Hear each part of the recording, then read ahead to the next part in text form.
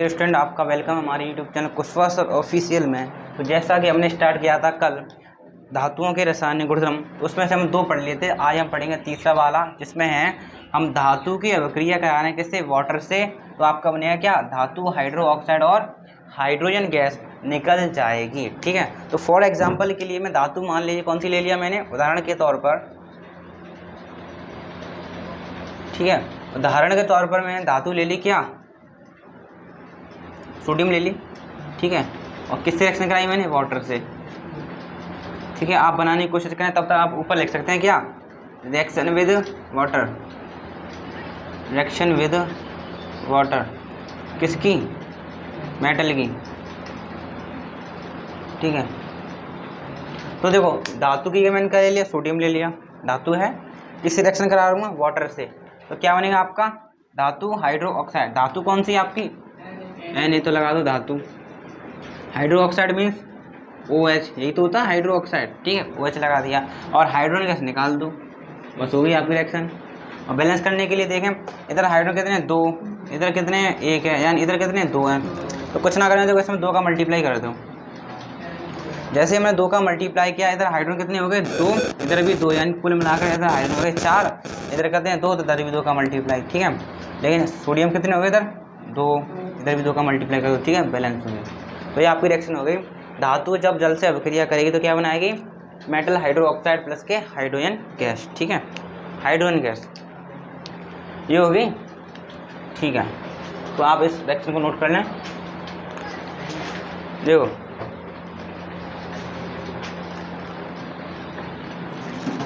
इसको बोलेंगे sodium hydro oxide, sodium hydro oxide.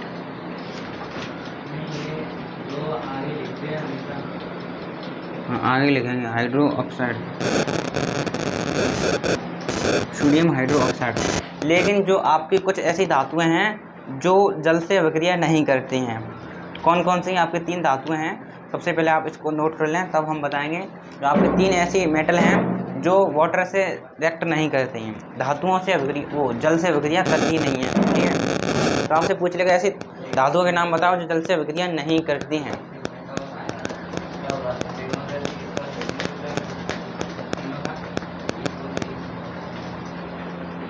इसका एग्जाम्पल हो गया, देखो जो कुछ धातुएं आपकी ऐसी होती हैं जो वाटर से रिएक्ट नहीं करनी है, या ना ही कोल्ड वाटर से रिएक्ट करेंगी, ना ही हीट वाटर से रिएक्ट करेंगी। वो रिएक्ट करती हैं किससे, स्टीम से, भाप से। आपकी इसमें 3 धातु आती हैं, कौन कौन सी, आयरन आता है आपका, जिंक आता है, और कौन सा, एल्यूमिनियम। ये 3 ऐसी मेटल हैं जो ना तो ठंडे जल से रिएक्शन करती हैं, ना ही गर्म जल से रिएक्शन करती हैं। यह किससे अभिक्रिया करती हैं, भाप से अभिक्रिया करती हैं, किससे, स्टीम से। देखो तो हम लिखेंगे क्या, आप लिखोगे धातु प्लस क्या, आप यहाँ पर लिखेंगे स्टीम, स्टीम मीन्स भाप। हाँ, लेकिन हाँ जल की फॉर्म में, जल के रूप में होगा। क्या बनेगा आपका बनेगा क्या, धातु ऑक्साइड, धातु ऑक्साइड बनेगा। और आपका हाइड्रोजन गैस निकल जाएगी। ठीक है, मैंने क्या बताया, ये आपके 3 धातु ऐसी हैं, आयरन, जिंक, एल्यूमिनियम, जो ना तो जल ठंडे से करेंगी, ना ही गर्म जल से अभिक्रिया करेंगी। किससे करेंगी, भाप से करेंगी, भाप से। रिएक्शन करें क्या देंगे आपको, धातु ऑक्साइड देंगी और हाइड्रोजन गैस देंगी। फॉर एग्जांपल के लिए मान लीजिए 3 धातु की रिएक्शन करा रहा हूँ। भाप क्या होता है, भाप में क्या होता है, होता तो पानी ही है, लेकिन है वो भाप। ठीक है, धातु की आप कौन लोगे, पहले ले लो आप एल्यूमिनियम ले लो। किससे रिएक्शन कराई मैंने, स्टीम यानी भाप, भाप यानी जल। ठीक है, तो मैंने इसकी इससे रिएक्शन कराई, तो क्या बना आपका, धातु ऑक्साइड। क्या लिखा, धातु ऑक्साइड। तो आपका बनेगा क्या, Al2O3, यही तो आपका एल्यूमिनियम ऑक्साइड बनेगा। ऑक्साइड बनाने सिखाया मैंने, और आपके हाइड्रोजन गैस निकल जाएगी। इसी प्रकार मैंने ले लिया जिंक, जिंक की रिएक्शन कराई किससे, जल से, मतलब स्टीम से। तो क्या बना आपका, धातु ऑक्साइड, यानी धातु ये कौन है, जिंक, जिंक ऑक्साइड। क्या बना आपका, जिंक ऑक्साइड। कौन सी गैस निकली, हाइड्रोजन गैस निकली। इसी प्रकार मैं आयरन लूँगा, इससे रिएक्ट कराऊंगा हीट से, वो स्टीम से। तो क्या बनेगा, धातु ऑक्साइड यानी आयरन ऑक्साइड। आयरन ऑक्साइड का सूत्र होता है Fe3O4 और प्लस की हाइड्रोजन गैस निकल जाएगी। ठीक है, अब आप इसको बैलेंस भी कर सकते हैं। तो वैसे तो बीच वाली तो बैलेंस है, ये वाली बैलेंस नहीं है, इसमें 3Fe है, इसमें 3 नहीं, इसमें 3 का मल्टीप्लाई कर दें। अच्छा, और उधर हाइड्रोजन कितने हैं 2, उधर कितने हैं 2, इसको कोई दिक्कत नहीं। लेकिन आपके ऑक्सीजन इधर कितने हैं 4, इधर ऑक्सीजन 4 करने पड़ेंगे। ठीक है, अब हाइड्रोजन कितने हो गए आपके 8, उधर कितने हैं 4, तो 4 का मल्टीप्लाई कर दो। ठीक है, आपकी बैलेंस हो गई। ऊपर वाली तो बैलेंस 2 का मल्टीप्लाई करने का पड़ेगा, क्यों कि इधर 2 एल्यूमिनियम है, हो गया। और हाइड्रोजन इधर कितने हैं 2, उधर कोई दिक्कत नहीं है। लेकिन ऑक्सीजन इधर कितनी है 3, इधर 1, ये तो 3 का मल्टीप्लाई। अब ये हाइड्रोजन 6 हो गए, तो उधर कितना करेगा 3 का। ठीक है, तो आपके ये बैलेंस हो गए। ठीक है, तो हम नीचे करके नोट करके लिखेंगे एल्यूमिनियम, जिंक और iron are metal which does not react with cold and heat water but react with steam. आपसे पूछेगा ऐसी धातुओं के नाम बताइए जो भाप से अभिक्रियाएं करती हैं, तो आप बताओ क्या, आयरन, जिंक, एल्यूमिनियम, ये जल से अभिक्रिया नहीं करते हैं।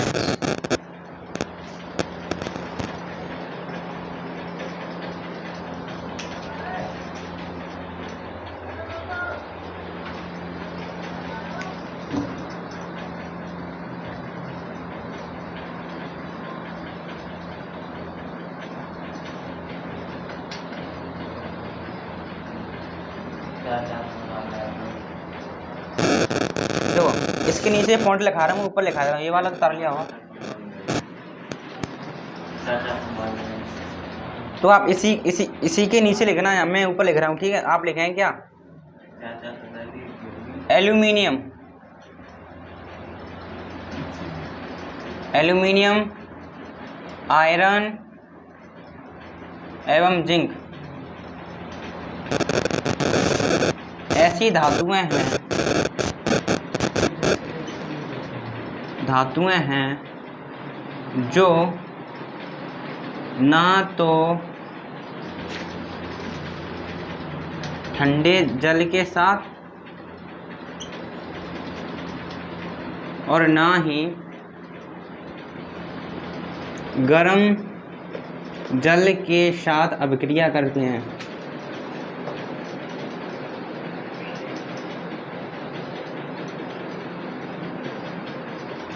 लेकिन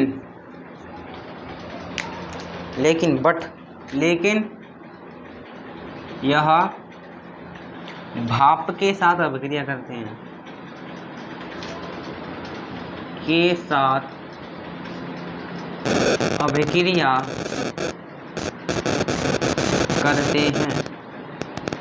तो आप क्या लिखोगे, aluminium, iron and zinc are the metal which does not react with cold and heat water but it react with steam, they react with steam.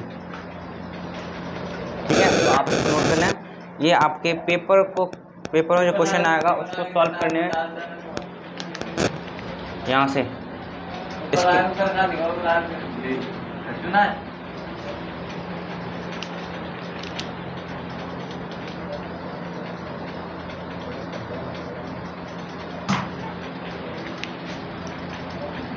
ना ही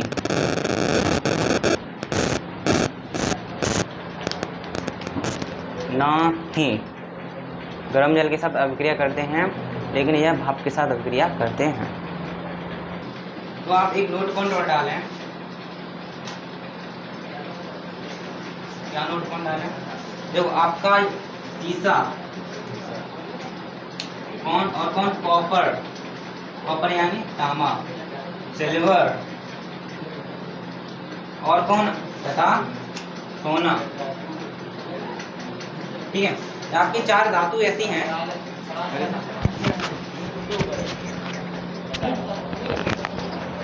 तो आपका सीसा, कॉपर, सिल्वर एंड सोना ऐसी 4 धातुएं हैं जो ना तो जल के साथ अभिक्रिया करती हैं और ना ही भाप के साथ अभिक्रिया करती हैं। ठीक है, तो पेपर आपसे पूछ लेगा ऐसी धातुओं के नाम बताइए जो ना तो जल के साथ अभिक्रिया करते हैं ना ही भाप के साथ। तो आप क्या बताओगे, lead, copper, silver and gold, यानी सीसा, कॉपर, सिल्वर तथा सोना ऐसी धातुएं हैं,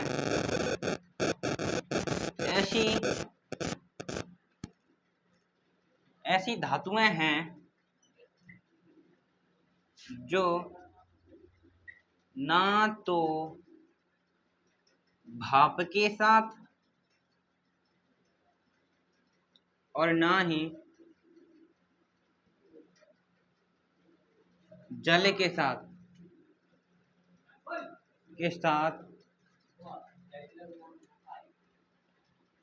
अभिक्रिया करते हैं। ठीक है, तो lead, copper, silver and gold are the metal which does not react with steam and water. ठीक है, तो आपकी ये ऐसी धातुएं हैं चार जो वाटर और स्टीम से रिएक्ट नहीं करती हैं। तो आपका कर रहा नोट पॉइंट है ये, पेपर में क्वेश्चन यहीं से बन जाएगा नोट पॉइंट।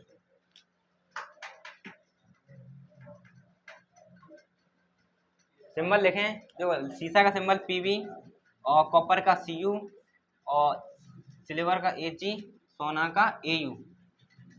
ठीक है, लेड, कॉपर, सिल्वर, गोल्ड।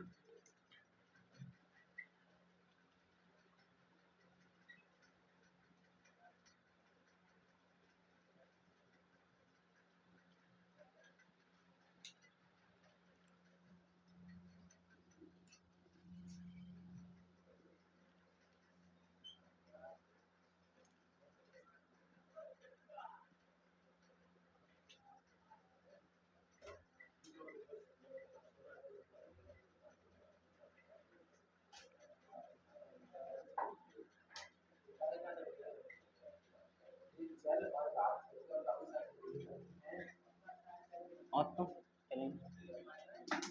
कारण पूछोगे क्या कारण है इसका, क्यों नहीं रिएक्ट कर रहे। देखो, ये बहुत ही कम क्रियाशील धातु हैं। कैसी हैं? बहुत ही कम क्रियाशील धातु हैं। देखो तो आपको मैं चलो कारण भी बता देता हूँ क्यों रिएक्ट नहीं कर रहे हैं। देखो, ये आपका वाटर है। ठीक है, वाटर में क्या हो गया, H2 सूत्र होता है H2, तो इसके आयन डोल ले होंगे। जल को हम किस में तोड़ते हैं, H+ में तोड़ते हैं और OH नेगेटिव में, यानी जल में आपके H+ आयन होंगे क्या नहीं होंगे। और देखो धातु क्या होती हैं, जो इलेक्ट्रॉन छोड़े उसी को तो हम धातु बोलेंगे, लेकिन छोड़ती हैं लेकिन धीरे धीरे छोड़ती हैं। ये चार आपकी ऐसी धातुएं हैं जो बहुत ही कम क्रियाशील धातु हैं।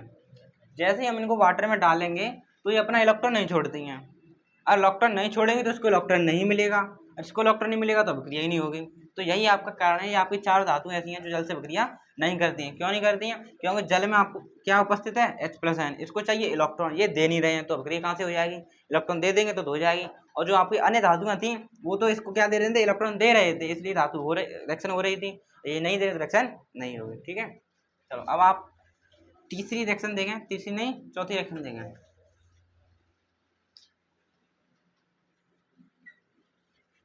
देखो चौथी है रिएक्शन, आपने सेकंड चैप्टर में भी पढ़ी होगी।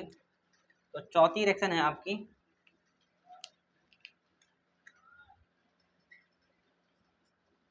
धातु की लवणीय विलयन के साथ अभिक्रिया। The reaction of metal with salt solution, ये आपने पढ़ी है, reaction of metal with salt solution. ठीक है, तो इसमें क्या होगा, वो आपने विस्थापन अभिक्रिया सुनी है, वही इस वाला कॉन्सेप्ट में लगेगा। यानी कोई लवड़े विलयन होगा जिसमें आपकी धातु रिएक्ट करेगी और उसको हटा देगी और खुद अपना विलयन बना लेगी। इसके लिए आप उदाहरण देखें, तो उदाहरण के रूप में देखें आप, मान लीजिए मैंने क्या लिया, मैंने रिएक्शन कराई किसकी, मैंने कॉपर सल्फेट विलयन लिया। क्या लिया, कॉपर सल्फेट विलयन लिया। इसमें मैंने क्या डाला, लोहा डाला, लोहा।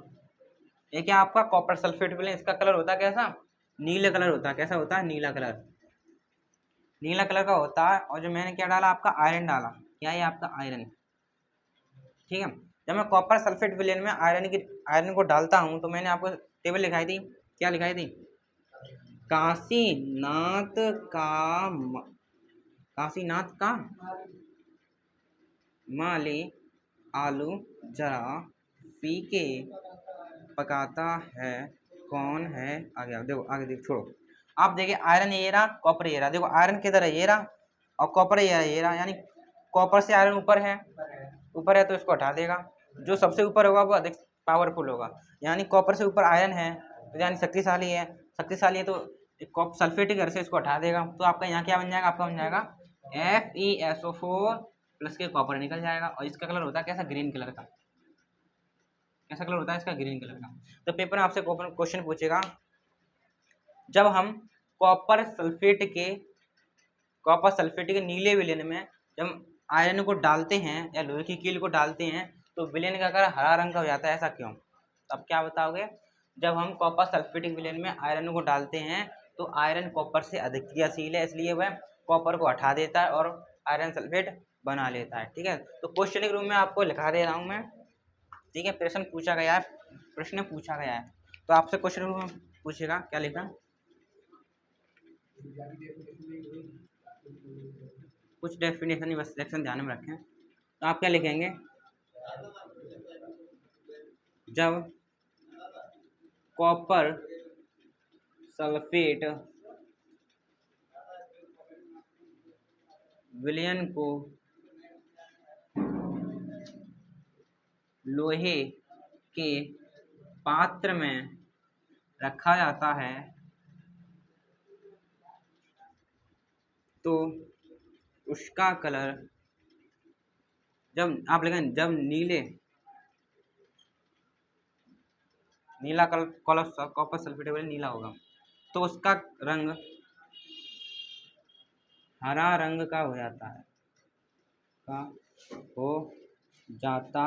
है, क्यों? व्याख्या कीजिए। जब नीले कॉपर सल्फेट विलयन को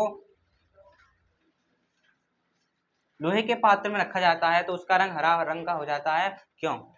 ठीक है, मतलब ये वाली रिएक्शन होगी।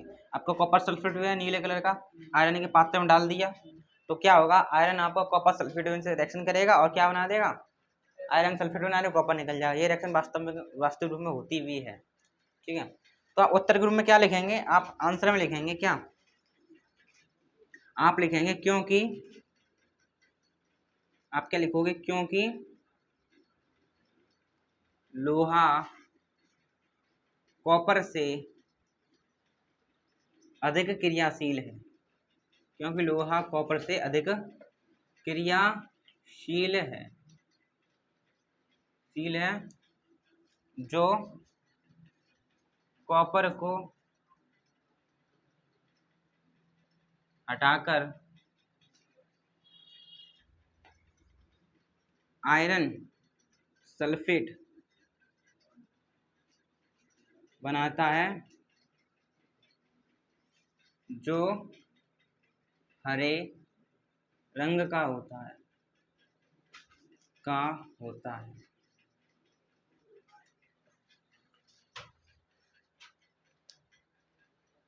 ठीक है, तो ये आपका कारण हो गया। पेपर में पूछ लेगा, जब हम कॉपर सल्फेट के विलयन में लोहे की कील या पत्ती को डालते हैं तो उसका रंग हरा कलर का हो जाता है, इसका कारण बताइए क्यों? तो आप बता देंगे, लोहा कॉपर से अधिक क्रियाशील है, जो कॉपर को हटा देता है और खुद आयरन सल्फेट का विलयन बना देता है जो हरे कलर का होता है। ठीक है, तो आप इसको अच्छे से नोट करें। तो अब आप हेडिंग लगाएं, धातुओं की क्लोरीन के साथ अभिक्रिया। तो रिएक्शन 5वीं है, रिएक्शन विद क्लोरीन। ठीक है, आप लिखेंगे धातुओं की क्लोरीन के साथ अभिक्रिया।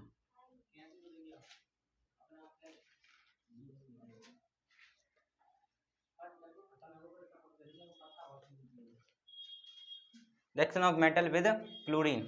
ठीक है, तो ये आपकी धातु हैं, धातु क्लोरीन से अभिक्रिया करके बनाते हैं क्या, धातु क्लोराइड। क्या बनाते हैं, धातु क्लोराइड। क्या बनाएंगे, धातु क्लोराइड बनाएंगे। फॉर एग्जाम्पल के लिए मैंने क्या लिखा, उदाहरण के रूप में धातु ले लिया, मान ली Na ले लिया। क्लोरीन तो जानती हो क्या होती है, क्लोरीन Cl2 को बोलते हैं हम क्लोरीन। तो मैंने इसकी रिएक्शन कराई, इससे क्या बना आपका धातु क्लोराइड यानी NaCl। ठीक है, आप बैलेंस करें, इधर Cl कितने हैं 2, इधर कितने हैं 2, एक इसमें 2 का मल्टीप्लाई करें, लेकिन Na भी आपके 2 हो गए, इधर कितने 1, तो इधर भी 2 का मल्टीप्लाई, बैलेंस। बैलेंस समझ में आया? तो एक रिएक्शन और करके दिखाते हैं आप मुझे। मान लीजिए अब की बार हमने धातु ले ली क्या, पोटेशियम, रिएक्शन कराएंगे इससे क्लोरीन से, प्रोडक्ट बना KCl, क्या बनेगा आपका KCl यानी पोटेशियम क्लोराइड। तो इधर आपके Cl 2 हैं, इधर 1 है, 2 का मल्टीप्लाई, इधर भी 2 का मल्टीप्लाई। ठीक है, तो समझ में आया? धातु क्लोरीन के साथ अभिक्रिया करके धातु क्लोराइड बनाते हैं जिनकी प्रकृति आयनिक होती है। एक आयन प्रकृति को होते हैं, किसके आयन प्रकृति, कैसे? जब आप इसमें जल में डालोगे तो पोटेशियम क्लोराइड टूटेगा K पॉजिटिव Cl नेगेटिव, ऐसे इसको आप जल में डालोगे तो Na पॉजिटिव Cl नेगेटिव में टूट जाएगा, यानी इस प्रकृति को बोलते हैं हम आयनिक प्रकृति, जो आयनों में टूट जाए। ठीक है, तो आप इस रिएक्शन को उतार सकते हैं। डेफिनेशन क्या लिखोगे, चलो लिख सकते हैं, आप लिखें, जब धातु क्लोरीन के साथ अभिक्रिया करते हैं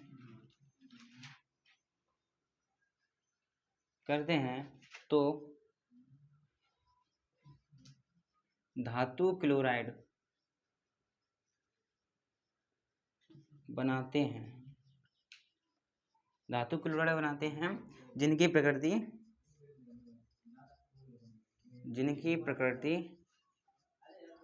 आयनिक होती है,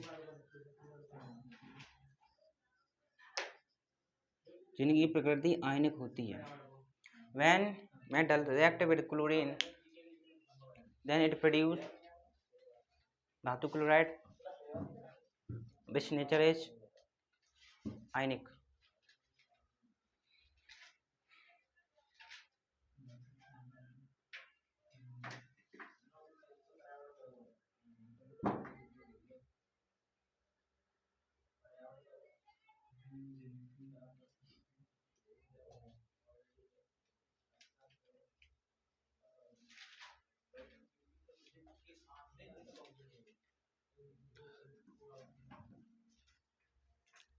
उभयधर्मी ऑक्साइड कल लिखाया था मैंने, एम्फोटेरिक ऑक्साइड क्या था,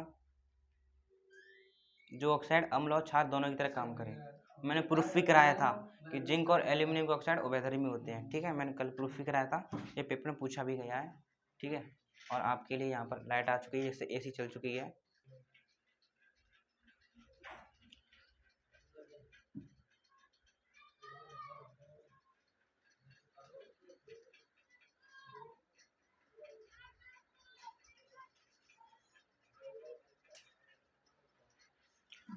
I hope you understand this section.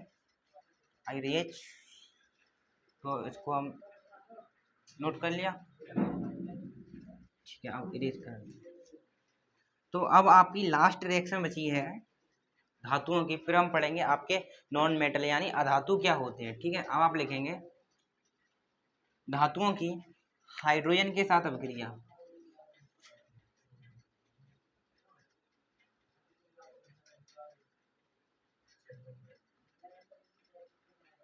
धातुओं की हाइड्रोजन के साथ अभिक्रिया।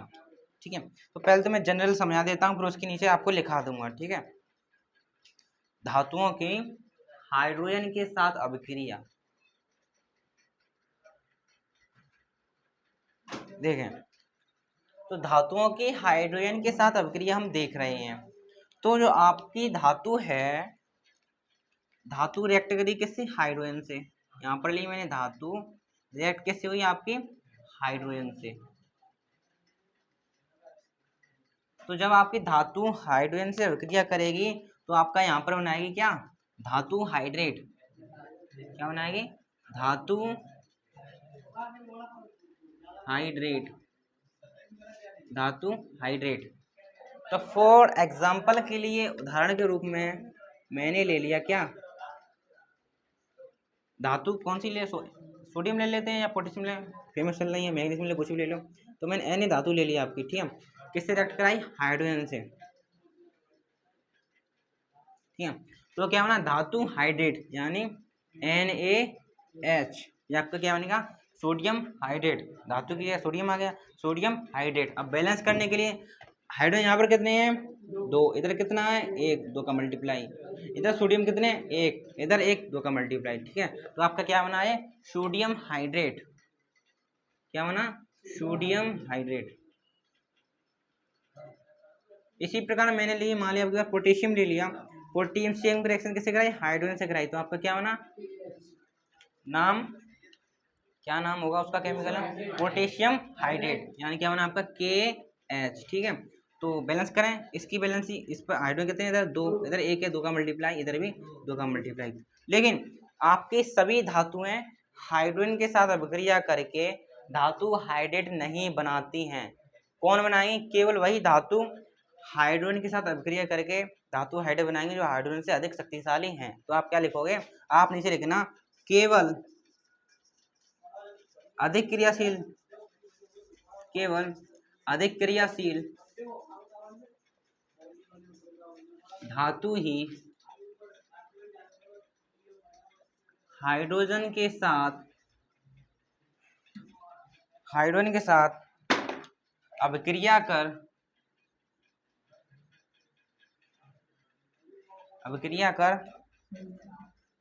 धातु हाइड्रेट बनाते हैं। Only highly reactive metal react with hydrogen and give metal hydrate. ठीक है, तो इस प्रकार आपकी धातु आज फिनिश हो जाती है। मेटल हमने फिजिकल प्रॉपर्टी देखी, केमिकल प्रॉपर्टी देखी, उसमें मेन पॉइंट भी देखे। ठीक है, अब आप इसको नोट कर लें, इसके बाद हम स्टार्ट करेंगे नॉन मेटल।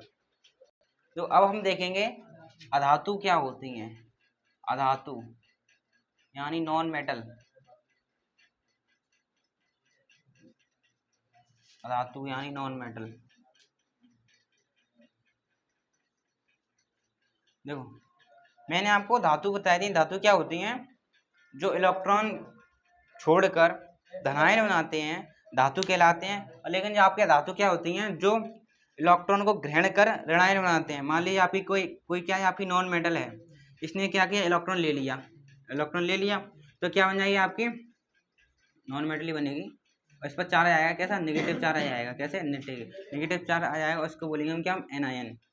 क्या बोलेंगे इसको, एनायन। और पॉजिटिव को बोलते हैं कैटायन, इसको बोलेंगे एनायन। एनायन का मतलब है ऋणावेश।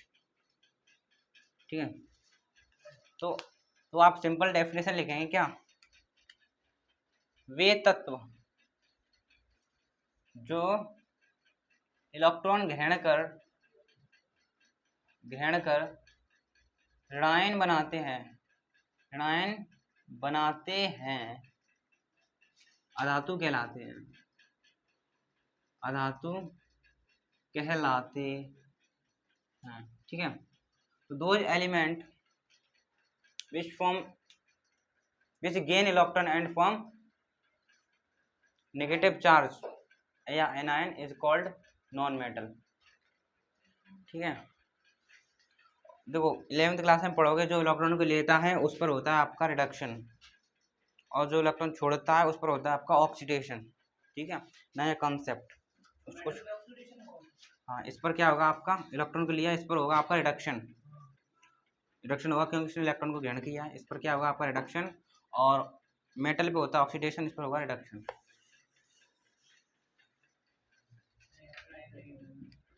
और यहाँ ऑक्सीडाइजिंग एजेंट कहलाएगा ये। ठीक है, तो आपकी अधातु समझ में आई, जो इलेक्ट्रॉन लेकर ऋणायन बनाए आपकी अधातु कहलाएगी। ठीक है, अब आप डाल सकते हैं क्या, अधातुओं के भौतिक गुणधर्म, physical property of non metal.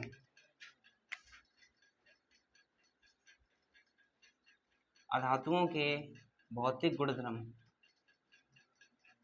भौतिक गुण,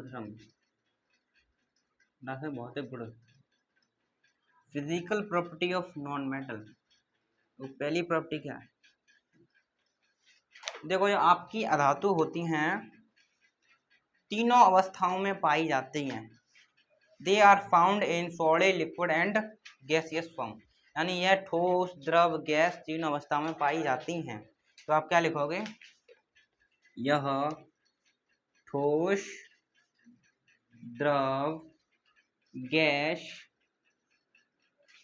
तीनों अवस्थाओं में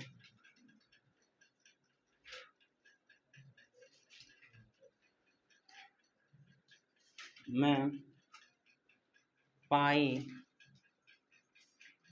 जाती हैं। They are found in solid, liquid, gas state, gaseous state. ठीक है, यह ठोस, द्रव, गैस तीनों अवस्थाओं में पाई जाती हैं। तीनों अवस्थाओं में मिलेंगी, ठोस में भी होंगी, द्रव में भी होंगी, गैस में होंगी। लेकिन आपसे पूछा एक ऐसी अधातु का नाम बताओ जो केवल द्रव अवस्था में पाई जाती है, which is the metal which is found in liquid state. ठीक है, तो आप लिखोगे नोट करके, पेपर में यही सवाल आता है। जो सिंगल है उसका सवाल ज़्यादा बनेगा क्योंकि वो इकलौता है, इकलौते में सवाल ज़्यादा बनते हैं। तो आप स्टार लगा के लिखना क्या, आप लिखना क्या, केवल ब्रोमीन, ब्रोमीन यानी बिया, केवल ब्रोमीन एक ऐसी अधातु है जो द्रव अवस्था में पाई जाती है, पाई जाती है। ठीक है, तो आप कुछ अधातुओं जानते हैं, कुछ अधातु के नाम सुना देता हूँ आपको, जैसे कि आपका carbon, nitrogen, oxygen, phosphorus, sulphur, bromine, iodine, helium, neon, organ, krypton, xenon, ये सब आपकी क्या है, अधातु हैं। और हाइड्रोजन भी आपका क्या है, अधातु है। ठीक है, तो मैंने लिखा यह ठोस, द्रव, गैस तीनों अवस्था में पाई जाती हैं। और मैंने देखा जो आपकी only bromine is a non metal which is found in liquid state, केवल ब्रोमीन एक ऐसी अधातु है जो द्रव अवस्था में पाई जाती है। ठीक है,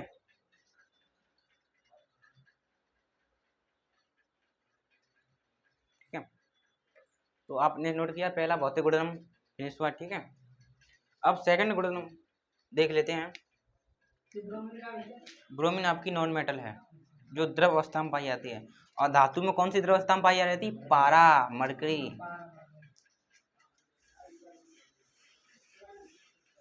ठीक है, तो आप सेकंड गुणधर्म बता रहे हैं, सेकंड प्रॉपर्टी, आपकी धातु कैसी थी, कठोर थी, लेकिन ये कठोर नहीं होती है।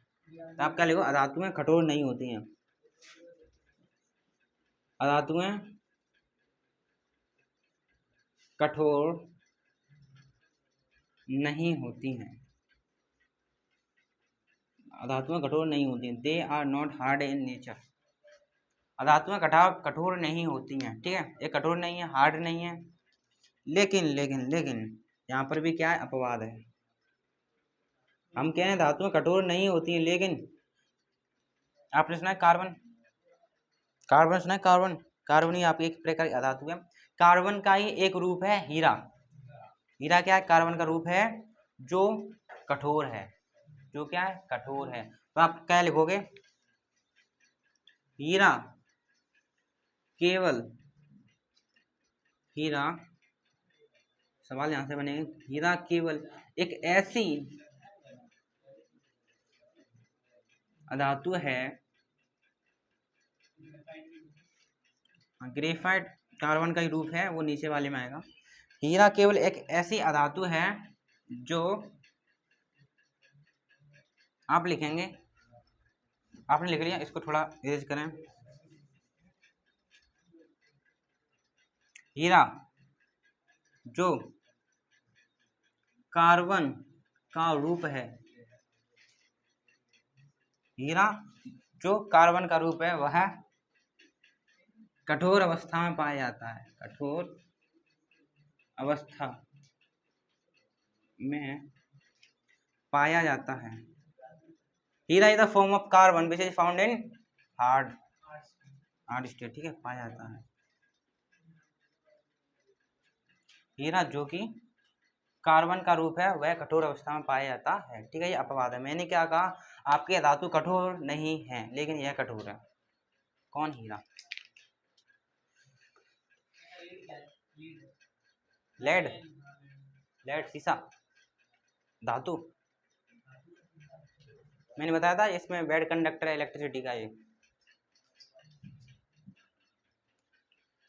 ठीक है।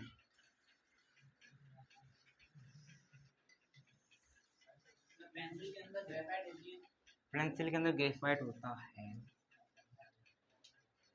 जो सेल देखा है, सेल के अंदर पतली सी रॉड देखी होगी, ग्रेफाइट की ही होती है वो। काली काली होती है, वो कैथोड का काम करती है। कल मैंने सेल ही पढ़ाया था 12th क्लास में। इसी का होता है वो, कैथोड की तरह कार्य करती है और इनके अंदर रिएक्शन होती है जिसकी वजह से इलेक्ट्रिक एनर्जी प्रोड्यूस होती है। ठीक है। धातुएं कठोर नहीं होती हैं, लेकिन अपवाद के रूप में मिल गया आपको एक्सेप्शन के रूप में हीरा, जो कार्बन का ही रूप है, जो कैसा है, कठोर है। ठीक है। और तीसरा पॉइंट ये है, जो आपकी धातु, मैंने आपको बताया धातु कैसी होती हैं, जिनमें करंट चली जाती है, लेकिन आपकी अधातु ऐसी है जिनमें करंट नहीं जाती है। तो आप क्या लिखोगे, अधातुएं, अधातुएं विद्युत की कुचालक होती हैं। कुचालक मतलब जिनमें करंट ना है। अधातुएं विद्युत की कुचालक होती हैं, कुचालक होती हैं। ठीक है। लेकिन इसमें भी आपका अपवाद है।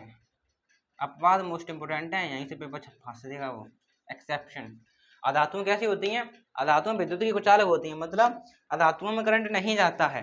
अधातुओं में क्या नहीं आता है, करंट नहीं जाता है। लेकिन अपवाद रूप में क्या आ गया,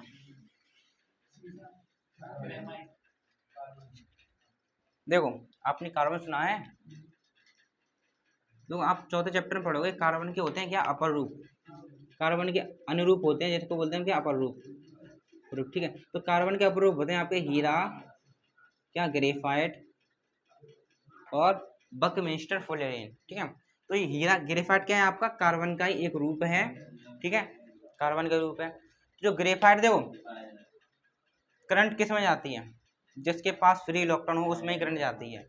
ठीक है। चालक क्या होते हैं, जिसमें फ्री इलेक्ट्रॉन हो, जिसमें करंट चली जाए उसको बोलते हैं चालक। कुचालक किन्हें बोलते हैं, जिसमें फ्री इलेक्ट्रॉन ना हो, जिसमें करंट ना हो जाए, उसे क्या बोलते हैं, कुचालक। तो देखो जो कार्बन का एक रूप है क्या, आपका ग्रेफाइट। तो ग्रेफाइट में करंट चली जाती है, क्या कारण है, क्यों, क्योंकि इसके पास फ्री इलेक्ट्रॉन पाए जाते हैं। फ्री इलेक्ट्रॉन पाए जाने की वजह से ग्रेफाइट में क्या चली जाती है, करंट चली जाती है। यही इसका क्या हो गया, अपवाद हो गया। मैं बोल रहा हूँ धातुएं विद्युत की कुचालक होती हैं, लेकिन नहीं, जो आपका कार्बन का रूप है क्या, ग्रेफाइट, उसमें करंट चली जाती है। कोई पूछे क्यों, क्योंकि इसमें फ्री इलेक्ट्रॉन पाए जाते हैं। ठीक है। तो आप क्या लिख दोगे, आप लिखो केवल ग्रेफाइट,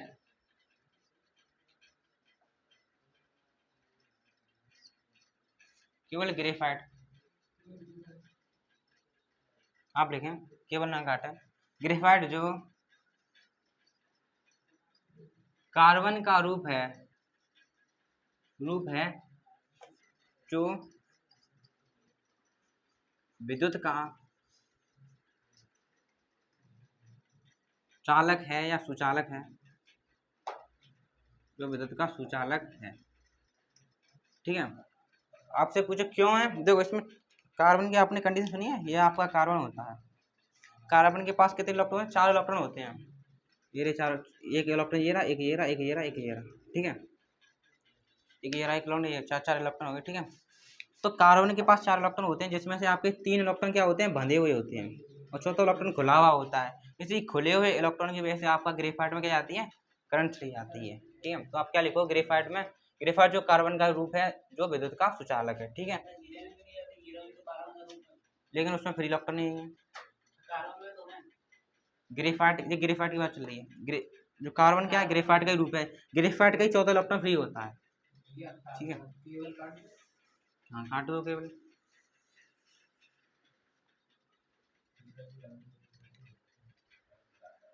ठीक है। तो ये हो गया, एक पॉइंट और लिख लें, इसके बाद सभा समाप्त होगी। देखो चौथा लास्ट पॉइंट और लिखें। ठीक है। लास्ट पॉइंट आपका ये है, जो आपके धातु हैं ना ही तन्य होती हैं ना ही आघातवर्ध्य होती हैं। They are not ductile and malleable. धातु तो आप तान रहे थे, आप धातु तान दोगे, ऑक्सीजन तान दोगे, नाइट्रोजन तान दोगे, नहीं तान पाओगे। इनको पीट लोगे, ऑक्सीजन पीट लोगे, नाइट्रोजन पीट लोगे, नहीं पीट पाओगे। आप क्या लिखोगे, अधातुएं तन्य एवं आघातवर्ध्य नहीं होती हैं, नहीं होती हैं। ठीक है। इसमें कोई बात नहीं है, आप इसको उतार लें। पेपर में क्वेश्चन कैसे आएगा, धातु एवं अधातु में डिफरेंस लिखिए, तो मैंने तो इतने सारे डिफरेंस लगा दे, कोई भी चिपका दो भौतिक वाले, ठीक है। अधातु में तन्य एवं आघात वर्धियाँ नहीं होती हैं, ठीक है। तो प्रिय विद्यार्थियों, आज के लिए इतना ही, थैंक यू।